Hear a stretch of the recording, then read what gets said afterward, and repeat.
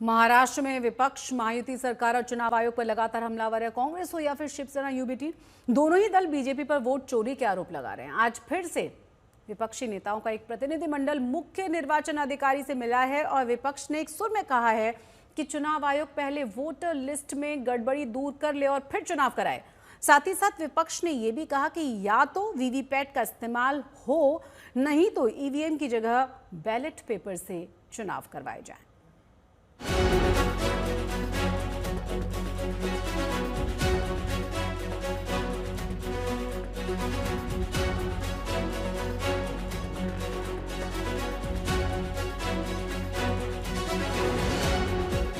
BMC चुनाव से पहले महाराष्ट्र की सियासत में उबाल है। विपक्ष को आशंका है कि कहीं महायुति सरकार निकाय चुनाव में वोटर लिस्ट के जरिए गड़बड़ी न करे।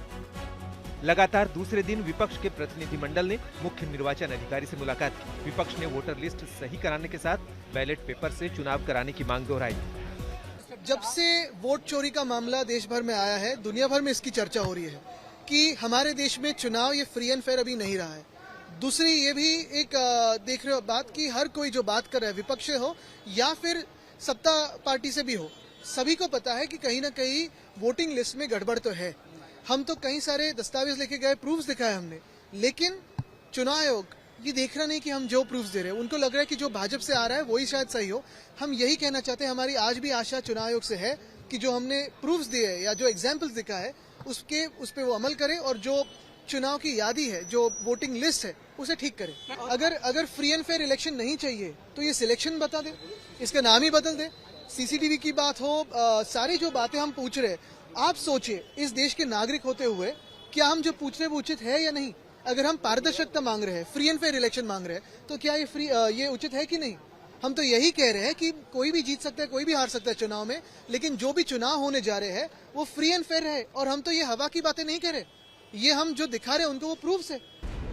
मंत्रालय प्रशासनिक भवन में आज हुई इस बैठक में महाविकास आघाड़ी, महाराष्ट्र नवनिर्माण सेना और अन्य विपक्षी नेताओं के एक संयुक्त प्रतिनिधिमंडल ने मतदाता सूची में गड़बड़ी का आरोप लगाया। इस प्रतिनिधिमंडल में उद्धव ठाकरे, राज ठाकरे, बाला साहब थोराट, जयंत पाटिल और विजय वडेट्टीवार जैसे प्रमुख नेता शामिल रहे। विपक्ष कह रहा है कि हमारे सवालों का चुनाव आयोग के पास भी जवाब नहीं है। विपक्ष एक सुर में निर्वाचन आयोग से कह रहा है कि पहले मतदाता सूची को ठीक करो, फिर चुनाव कराओ। मुंबई शहरामध्ये तरी तुम्ही बॅलेट पेपरवर निवडणुका घ्यायलाच पाहिजे। मी तर म्हणेन अख्ख्या महाराष्ट्रात घेतला पाहिजे तुम्ही। हे पॅनल सिस्टीमचा काय संबंध आहे ते? यापूर्वी महाराष्ट्रामध्ये एकाच एक निवडणूक झाली, 1 to 1 अख्ख्या महाराष्ट्रात, देशात हे फॅड आणलं कोणी? या भाजपला नाही आणलं घोळ करण्यासाठी पॅनल सिस्टीम कसली? एका भागामध्ये 4-4, 5-5 नगरसेवक, एका भागामध्ये 4-4 नगरसेवक, लोकांनी जायचं कोणाकडे?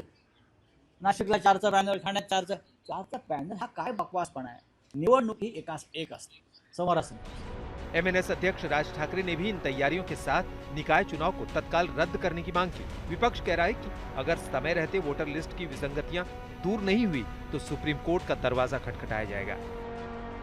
विपक्ष के संयुक्त प्रतिनिधिमंडल ने कहा कि चुनाव आयोग ईवीएम की जगह बैलेट पेपर से इलेक्शन कराए, या तो हर बूथ पर वीवीपैट की व्यवस्था करे। वहीं विपक्ष के वोट चोरी और वोटर लिस्ट में गड़बड़ी के आरोप के बाद खुद मुख्यमंत्री फडणवीस ने मोर्चा संभाला।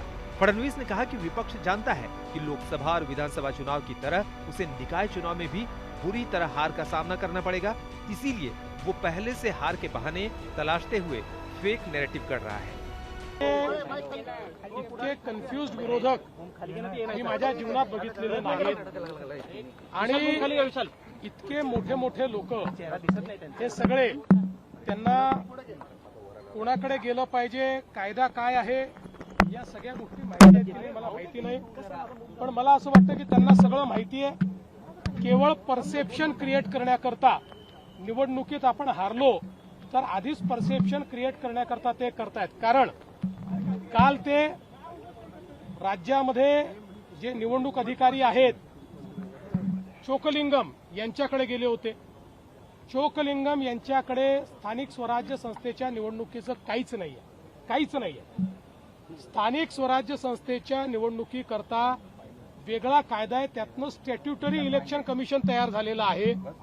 ते इलेक्शन कमिशन दिनेश वाघमारे यांच्या नेतृत्वात आहे, त्याच्यावर पूर्णपणे सगळा कंट्रोल हा कायद्याने त्यांना देण्यात आलेला आहे, तो राज्य सरकारचा देखील नाही. आता काल हे सगळे महाभाग इकडे जाऊन भेटले. यांना भेटल्यानंतर त्यांच्या लक्षात काल आलं की आपल्याला भेटायचं होतं दिनेश वाघमारेंना. मग काल त्यांच्याशी चर्चा करून काहीतरी थातूर मातूर सांगितलं. म्हणाले हे इलेक्शन कमिशनर त्या इलेक्शन कमिशनरला बोलवणार आहेत. आता या इलेक्शन कमिशनरला त्या इलेक्शन कमिशनरला बोलवायचा अधिकार नाही, कारण हे दोघे वेगळे आहेत. ह्या दोन वेगळ्या स्टॅट्युटरी बॉडीज आहेत. फिलहाल निकाय चुनाव जैसे जैसे पास आता जा रहा है, विपक्ष और सत्ता पक्ष के बीच जुबानी जंग तेज होती जा रही है। ऋत्विक भालेकर और दीपेश त्रिपाठी के साथ आज तक ब्यूरो। केंद्रीय और राज्य चुनाव आयोग के अधिकारियों के साथ हुई बैठक में विपक्ष के नेता आक्रामक नजर आए हैं। पूर्व मंत्री और एनसीपी शरद पवार गुट के नेता जितेंद्र आव्हाड ने कहा है कि मतदाता सूची में कैंसर के वायरस हैं, उसे साफ किए बिना चुनाव नहीं होने चाहिए।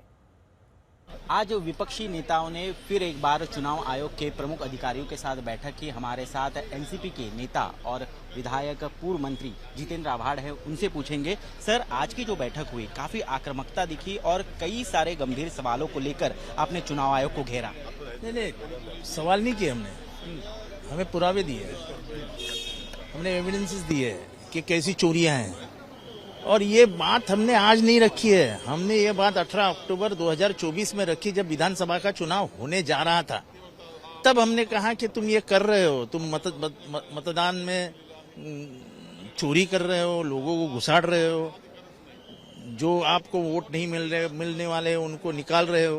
ये सब बातें हमने तभी रखी थी। आज हमने वो पुरावे सामने रख दे उनके। लातूर जैसे एरिया में एक गंगाराम शिंदे नाम का आदमी है, उसके 4 वोटिंग आईडी। ऐसे महाराष्ट्र में कम से कम 50,000 लोग हैं जिनका 4-4 बार नाम है। ये सब दिखाया गया है। लेकिन चुनाव आयोग ने कल एक लिखित रूप में अपना जवाब दिया है। उनका कहना है कि जो स्थानीय निकाय चुनाव होंगे उसके लिए जो वोटर्स लिस्ट होगी वो विधानसभा की ही लागू की जाएगी। विधानसभा के चुनाव लिस्ट में ही घोटाला है, उसमें ही चोरी हुई है। उसे बदलने का अधिकार उनके कार्यक्षेत्र में नहीं है, ऐसा वो कह रहे हैं। हम वही बोल रहे चुकालिंगम साहब को, हम कल उसी लिए मिले थे कि जब तक यादी साफ सुथरी नहीं आती है। डेमोक्रेसी का अर्थ क्या है कि मतदान यादी अच्छी होनी है, सेहत अच्छी रहेगी तो आयु बढ़ेगी ना। आयु बढ़ने के लिए सेहत अच्छी होनी चाहिए। सेहत क्या है? सेहत मतदान यादी है। मतदार यादी में ही कैंसर हुआ है, सब तरीके के वायरस घुसे हुए हैं, तो कैसे क्या गणतंत्र बचेगा? चुनाव आयोग सुप्रीम कोर्ट के निर्देश का हवाला दे रहा है, कह रहा है कि 30 जनवरी 2026 तक पूरा शेड्यूल पूरा करना है। सुप्रीम कोर्ट ने ये नहीं कहा है कि चोरियां लेके जाओ सामने। हमने कहा है कि हम तो ये कह रहे हैं सिर्फ मतदान यादी जो है वो साफ कर दो, बस। कोई ज्यादा हम नहीं कह रहे हैं, मांग हमारी कोई बहुत बड़ी नहीं है। और आपको बता दें कि इसी बीच कांग्रेस के नेता विजय वडेट्टीवार ने भी बीजेपी नेता देवांग दवे पर सीधा हमला करते हुए कहा है कि वो बीजेपी कार्यकर्ता होते हुए भी इलेक्शन कमीशन का मीडिया सेल क्यों संभाल रहे थे। इस पर दवे ने उनके आरोपों को निराधार करार दिया है। आज कांग्रेस, शिवसेना, यूबीटी, मनसे और अन्य जो उनकी सहयोगी पार्टियां हैं वो इलेक्शन कमीशन से मिली और उन्होंने इलेक्शन कमिश्नर जो हैं उनसे चर्चा की। साथ ही कांग्रेस के नेता विजय वडेट्टीवार ने एक आरोप लगाया कि बीजेपी नेता देवांग दवे वो बीजेपी के नेता हैं लेकिन वो इलेक्शन कमीशन का मीडिया सेल संभाल रहे थे। इसी पर बात करने के लिए हमारे साथ हैं देवांग दवे जी।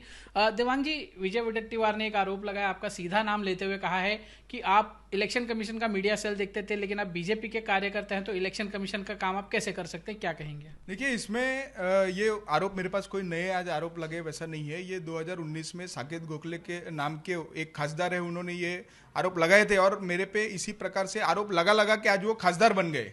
तो मुझे लगता है शायद से उसी कॉन्सेप्ट के ऊपर इनको लगा होगा कि शायद मेरे पे कुछ आरोप लगाएंगे तो उनके पार्टी में उनका कुछ प्रमोशन हो जाए, तो उस प्रकार से उन्होंने फिर ये विषय उठाने की कोशिश की। मेरी उनको शुभकामनाएं जी। आज 2 दिन जो इलेक्शन कमिश्नर हैं उनसे मुलाकात की, ये जो संयुक्त मंडल था, उन्होंने इस भेंट को आप कैसे देखते हैं? 2 दिन की इस चर्चा को आप कैसे देखते हैं? देखिए, मुझे लगता है कि जब उनके पास अब लोगों के बीच में जाने के लिए कोई विषय बचे नहीं, क्योंकि भारतीय जनता पार्टी की केंद्रीय में नरेंद्र मोदी जी के नेतृत्व में जिस प्रकार से सरकार जनहित का काम कर रही है, महाराष्ट्र में देवेंद्र जी के नेतृत्व में जिस प्रकार से जनहित का काम हो रहा है, तो कोई मुद्दे नहीं है उनके पास जाने के लिए।